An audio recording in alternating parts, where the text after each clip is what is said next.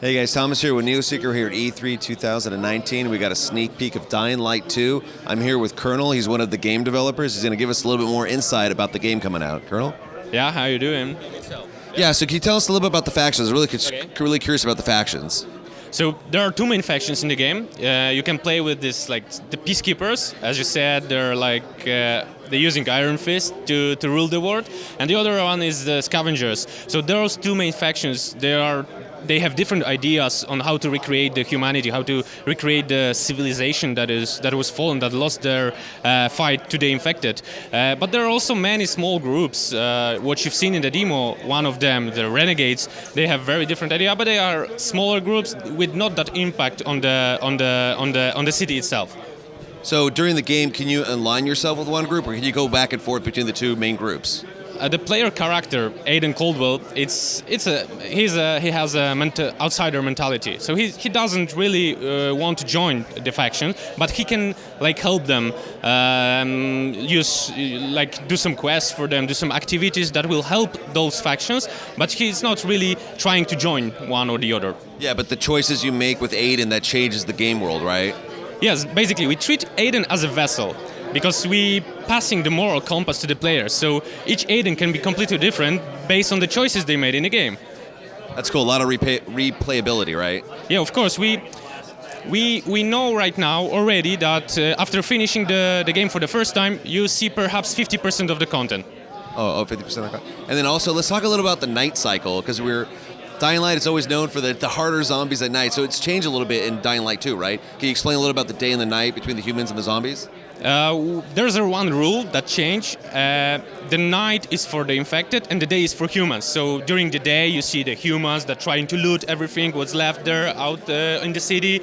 They're trying to do their stuff during the day, but when the night comes out, the infected, and they are hiding during the day inside the interiors. So it's really not that easy to explore the interiors during the day, but during the night you can play with the infected. They're outside, so you can lure them inside the buildings, try to see if there's something valuable. You can even do missions that are night specific, let's say, because they guide you inside the interiors. Then there are dangerous during the day. So you really have to think where and when to explore and what to explore in what situations. Very cool. And the weapons have been dialed up, right? Can you explain a little bit about the weapons? We saw some air guns that actually could turn into a melee weapon when it runs out of ammo in the demo. Can you talk a little bit more about that? Yeah, the Scorpio is like a new element, new opportunity weapon, let's say, because it's really, really helpful. But the ammo is really low. So if it comes to range weapons, I can tell you there's going to be bows, crossbows, and some additional ones. But let's keep it low. And if it comes to normal melee weapons, it's like we want it to correspond to the general mood of the game, so we call it Modern Dark Ages. So they look like they are more medieval style. They are like recreated from scratch. There are no brand new weapons. They are all handmade, from what's left in the city. So this is basically the goal, and we try to recreate the medieval style in the weapons too. Yeah, it shows a lot in the art, and the weapons looks really good. Also, I wanted to talk about the Colonel, can you let us know a little bit about the 4-player co-op you guys have introduced for Dying Light 2? This is really cool because we are so excited about that. It's we can say that the game is going to support up to 4-player co-op, but this time it's going to be really different because the game will recognize who is the host of the story, and you're going to see, and when you're going to join my game, you're going to see my city.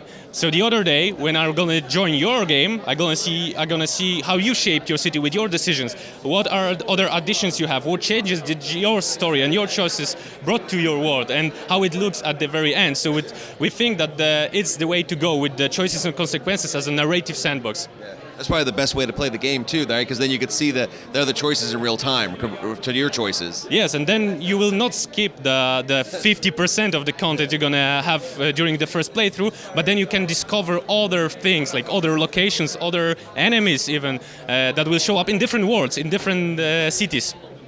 Can you let us a little bit know about the infective? So now the character can change the world, but now the infective have involved also, right, in the game? Yeah, of course. I don't want to go into details because we were focusing on a day part. But yeah, what you can expect So I can say that the city is divided into 7 very different regions, and each of those regions introduces new gameplay elements, including the infected.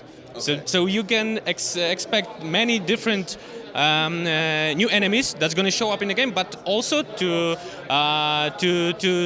give you more details, we're going to keep all the infected from the first game too. Oh, very cool. And then what platforms is the game coming out on? So it's coming out spring 2020, and it's going to be released on PC, PS4, and Xbox One. Awesome. All right, Colonel, thank you so much. Thank you. Stay tuned Thank for you. more info.